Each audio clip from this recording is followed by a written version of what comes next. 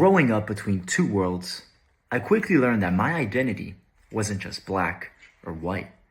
Rather, it was gray. I wasn't just French or just American, but I was both. And that understanding naturally drew me towards roles where building cross-cultural bridges wasn't just something I did, but it was who I was.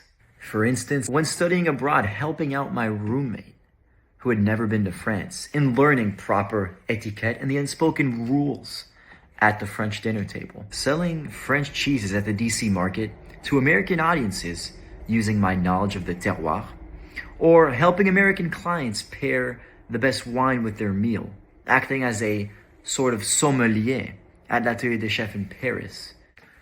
Professionally, from the halls of Congress where I represented an American politician, to drafting diplomatic research in French and in Spanish for the US Embassy in Morocco, these experiences weren't just jobs, but instead lessons for ambassadorship, a way to understand how my biculturality could serve the greater good.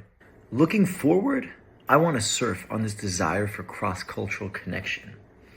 My understanding of global power and culture was fundamentally rewired in Parisian lecture halls.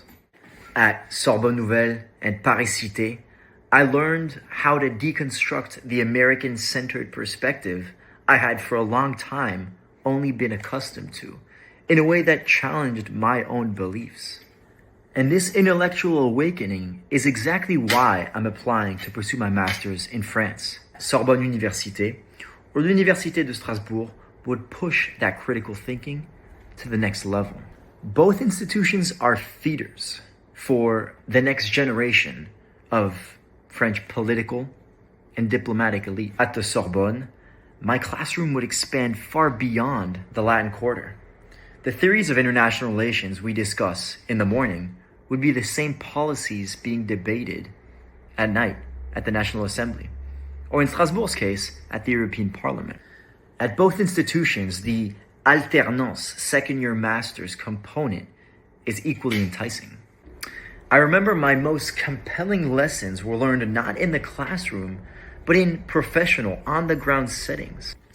Attending either of these institutions would undoubtedly expand my cultural sensitivity and prepare me for a career in the international relations field. Therefore, I see myself being the ideal candidate for the Lafayette Fellowship, because pursuing a master's in France and then becoming a Franco-American diplomat isn't just a career choice. It's a continuation of who I am.